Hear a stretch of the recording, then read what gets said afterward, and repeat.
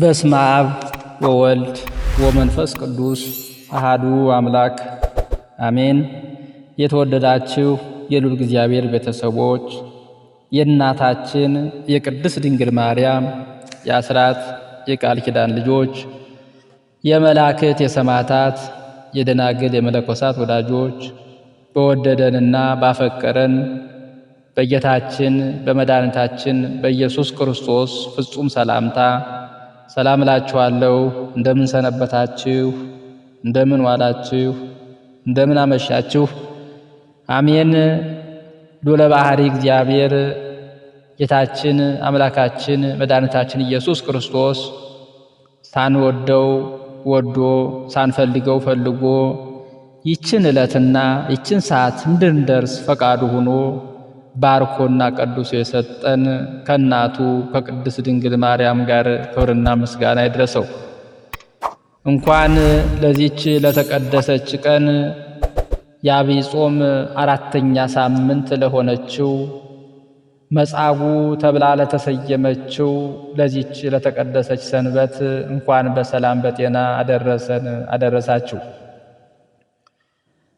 የዐቢይ ጾም አራተኛው ሳምንት መጻጉዕ የሚል ስያሜ ተሰጥቶታል። መጻጉዕ ማለት በሽተኛ ማለት ነው።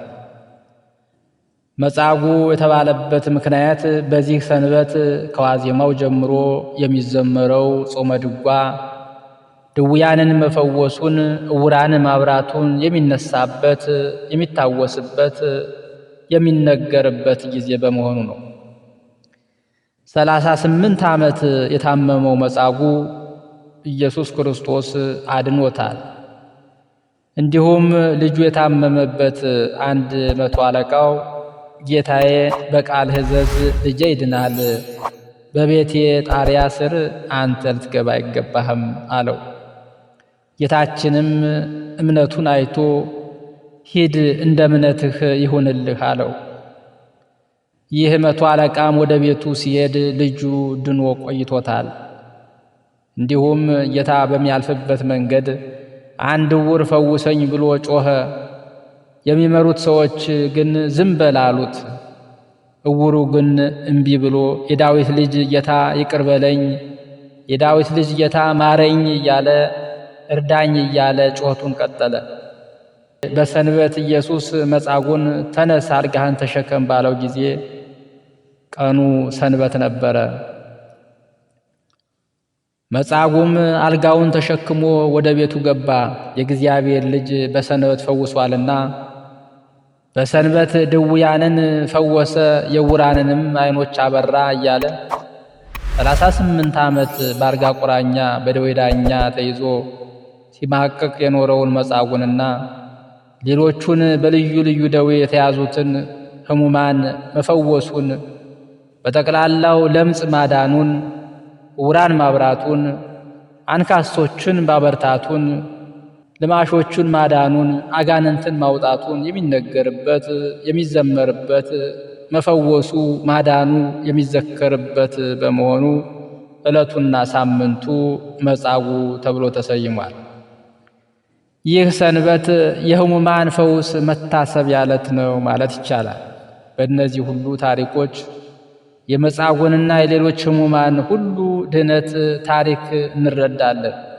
የሰንበቱም ስያሜ ልብ ወለድ ሳይሆን የቅዱሳት መጻሕፍትን ምስጢርና የጾመ ድጓውን ባህል ተከትሎ የተሰየመ መሆኑን እንገነዘባለን።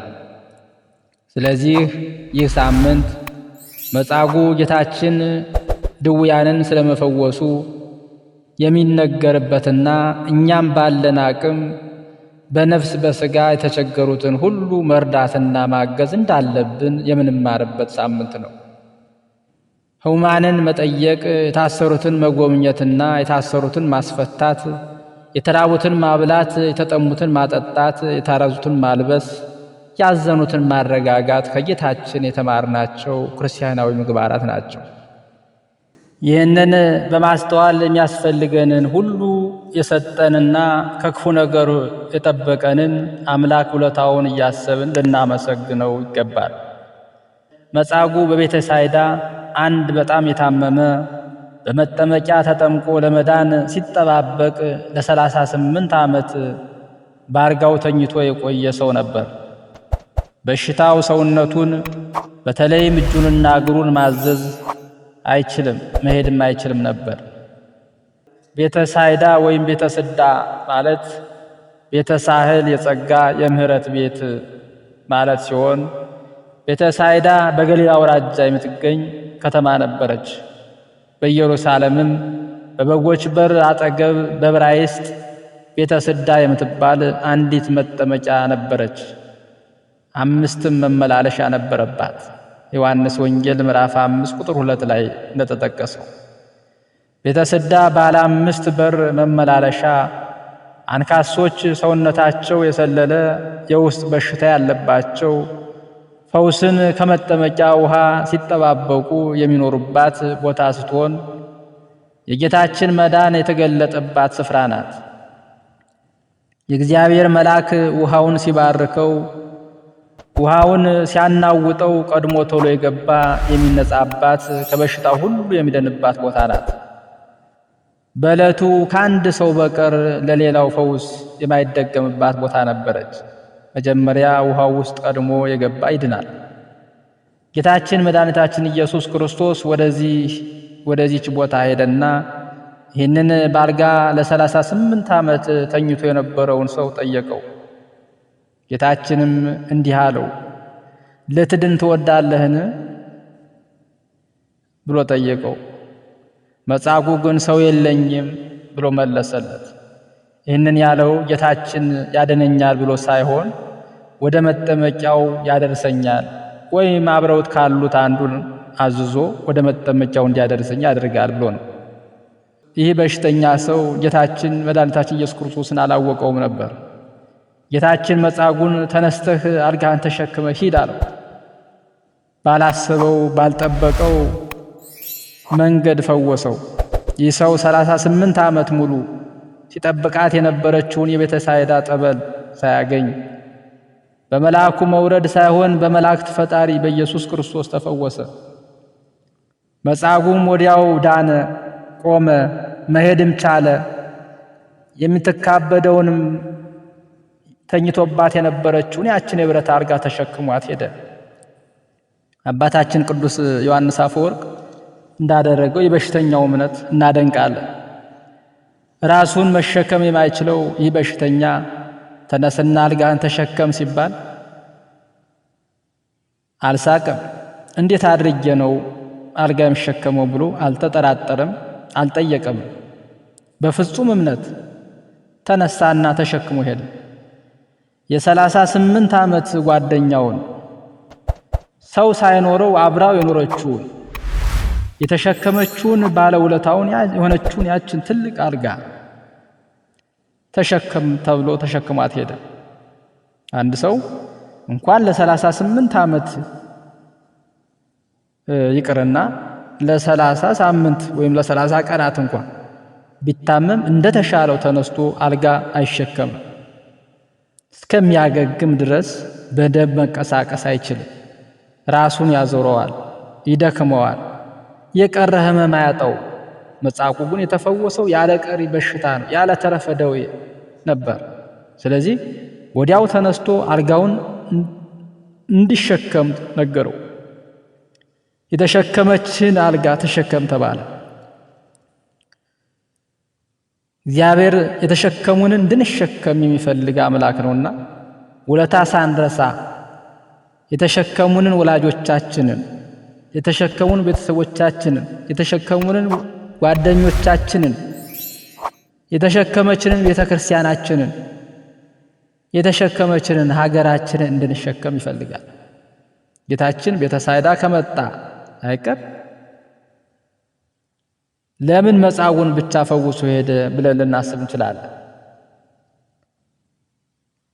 የበለጠ ደግሞ የሚያሳዝነው ደግሞ ሊቃውንት እንደጻፉት የቤተ ሳይዳው መጠመቂያ መፈወሻ ቦታ ከዚያ በኋላ ጌታችን ኢየሱስ ክርስቶስ ገብቶ መጻጉዕን ከፈወሰው በኋላ ብዙም አልቆየም። የመልአኩም መውረድ ቆሟል። ከዚያም በኋላ በ70 ዓመተ ምህረት ኢየሩሳሌም መቅደሱ ፈራርሷል፣ ተመሰቃቅሏል። ወንጌላዊ ዮሐንስም የዮሐንስ ወንጌልን ሲጽፍ ቤተሳይዳ የምትባል አንዲት መጠመቂያ ነበረች፣ 5 መመላለሻ ነበረባት፣ ብዙ ሕዝብ ይተኙ ነበር፣ ከማናቸውም ካላቸው ደዌ ጤናማ የሆኑ ነበር ብሎ በኃላፊ ነበረች ብሎ ጽፏት። ታዲያ ጌታችን እንዲህ መሆኑን እያወቀ ምን ነው መጻጉዕን ብቻ ፈውሶ ሄደ ቢባል የፈወሰው እሱም ብቻ አይደለም።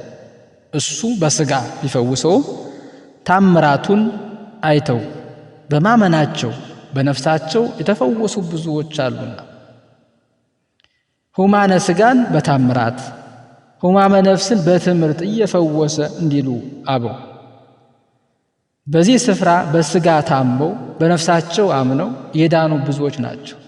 የጌታችንና የእርሱን አካል የሆነችውን የቅድስት ቤተ ክርስቲያን ዋነኛ ስራዋ ነፍስን መፈወስ እንጂ ሥጋዊ በሽታን መፈወስ ብቻ አይደለም። ለዚህ ነው ጌታችን ሰው ሆኖ ይህንን ምድር በእግሩ ሲረግጥ በሽታ እንዳይኖር ያደርግ ነበር።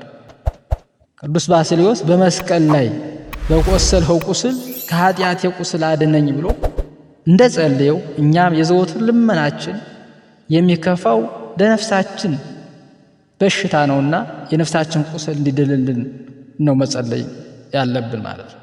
ስለዚህ የጌታችን መምጣት ዋነኛ ዓላማ ለነፍስ ድህነት ነው።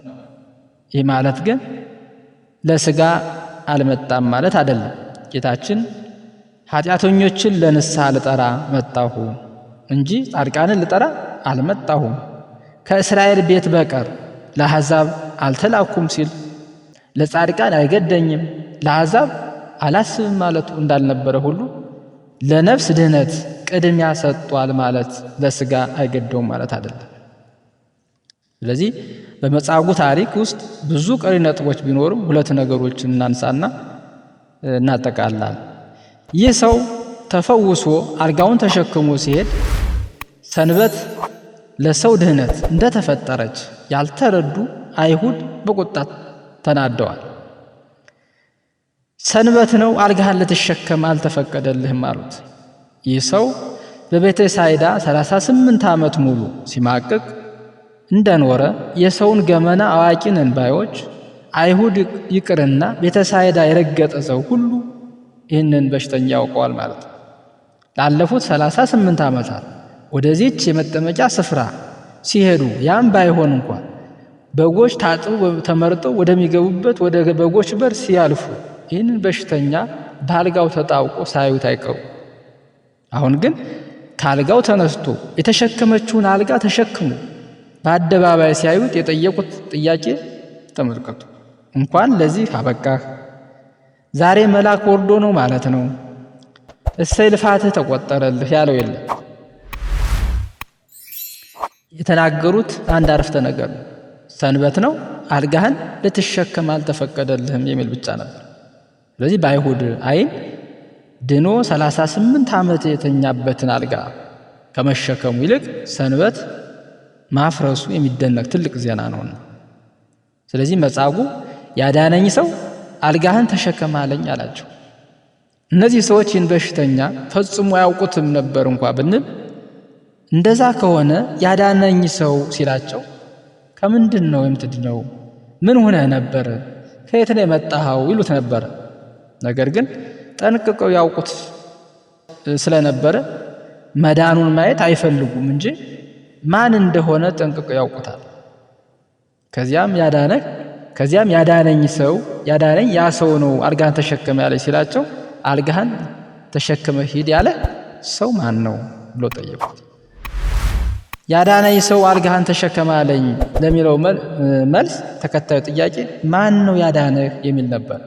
እነሱ ግን የጌታን የማዳን ሥራ ላለመስማት ጆሯቸውን ደፍነው ስለነበር አልጋህን ተሸከም ያለህ ማን ነው አሉ።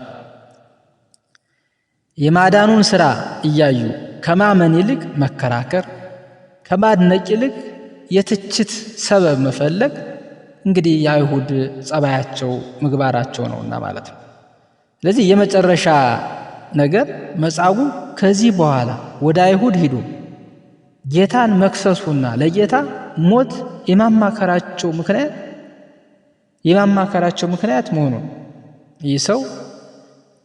ይህን ሰው የሚብስ እንዳይገጥምህ ደግመህ ኃጢአት አትስራ፣ ደግመህ አትበድል ብሎ ጌታችን ቢያሳስበውም አልሰማም። ጌታ በተያዘበት በምስጢረ ሐሙስ ዕለት ለሊቀ ካህናቱ አግዞ ጌታችንን በጥፊ መታው። ጌታችንም ክፉ ተናግሬ እንደሆነ ስለ ክፉ መስክር፣ መልካም ተናግሬ ከሆነ ግን ስለምን ትመታኛለህ አለው። ዮሐንስ ወንጌል ምዕራፍ 18 ቁጥር 23 ላይ እንደተገለጠው አልጋህን ተሸክመ ሂድ ከማለት በቀር ክፉ ቃል ተናግሬ ከሆነ መስክርብኝ፣ የተናገሩህ መልካም ሆኖ ሳለ ስለምን ትመታኛለህ ማለቱ ነበር። ስለዚህ ጌታችን በማግስቱ ያን ሁሉ ጅራፍና ግርፋት ሲደርስበት አንድም ጊዜ ለምን ትመታኛለህ ብሎ አልተናገረው። የመጻጉዕ ጥፊ ግን ይህን ያህል ዘልቆ የተሰማው ለምንድን ነው ቢባል የመጀመሪያው ምክንያት ከቤተ ሳይዳ ከበጎች በር ጋር የተያያዘ ነው። ጌታችን ያለምን ኃጢአት የሚያስወግደው የእግዚአብሔር በግ ነው። በበጎች በር አልፎ የመጣው ንጹሕ ባህሪ እንደሆነ ለማስረዳት ነበር። ለዚህም ንጽሕናው ዋነኛው ምስክር ፈውስን የሰጠው ይህ በሽተኛ ነበር። እሱ ግን መታው። ስለዚህ በቤተ ሳይዳ ክፉ ቃል ተናግሬህ ከነበረ መስክርብኝ ማለቱ ነው። ነውር የሌለብኝ ለመስዋዕት የተዘጋጀሁ በግ ነኝ፣ ለምን ትመታኛለህ ማለቱ ነበር። ሁለተኛው ምክንያትም ደግሞ ከሮማውያን ግርፋት በላይ ለጌታ ዘልቆ የተሰማው ባዳነው ሰው መመታቱ ስለነበር። አስቡ ውድ እግዚአብሔር ቤተሰቦች፣ መጻጉዕ ከ38 ዓመት በሽታ ብቻ ዳነ። እኛ ግን የዳነው ከ5500 ዓመት በሽታ ነው የዳነው። ጌታችን እኛን ያስነሳን ከሲኦል አልጋ ነበር። ከሌላው ሰው ይልቅ እግዚአብሔር የእኛን ዱላ ይሰማዋል። ይህም ዱላ ኃጢአታችን ነው። እግዚአብሔር ዛሬም ድረስ ለእያንዳንዳችን ይጠይቃል። ለምን ትመታኛለህ ብሎ ይጠይቀናል። መጻጉዕ መጀመሪያ የነበረበት ደዌ ሥጋ ነበር። ይህንንም ለስም አጠራሩ ክብር ይግባውና ጌታችን ኢየሱስ ክርስቶስ ደዌውን አራቀለት፣ ከደዌው አዳነው። ይሁንና በጌታችን ስቅለት ከአይሁድ ጋር በመተባበሩ ያዳነውን ባለማመኑ ደዌ ነፍስ አገኘ። እኛም እንደ መጻጉዕ ደዌ ነፍስ እንዳያገኘን ያዳነንን አምላካችንን ልናውቀው፣ ልናምነው፣ ልንከተለው፣ ልናመሰግነው፣ በሕጉና በትእዛዙም ልንሄድ ግድ ይለናል። ያን ጊዜ ከደዌ ነፍስ እንድናለን። ያንን ተስፋ ያልነበረውን በሽተኛ ከደዌ ሥጋው ፈውሶ ሕይወት የሰጠው አምላክ እኛንም በውስጥ ባፋ ካለብን ደዌ ሥጋና ደዌ ነፍስ እንዲፈውሰን፣ ቁስለ ኃጢአታችንን እንዲያርቅልን፣ በሕይወትና በጤና እንዲጠብቀን የእርሱ የጌታችን የአምላካችን የመድኃኒታችን ኢየሱስ ክርስቶስ ቅዱስ ፈቃድ ይሆንልን። አነሳስቶ ላስጀመረን አስጀምሮም ላስፈጸመን ለልዑለ ባሕርይ ቅዱስ እግዚአብሔር ክብርና ምስጋና ለእሱ ይሁን። ወስብሐት ለእግዚአብሔር ወለወላዲቱ ድንግል ወለመስቀሉ ክቡር አሜን። ይቆየን።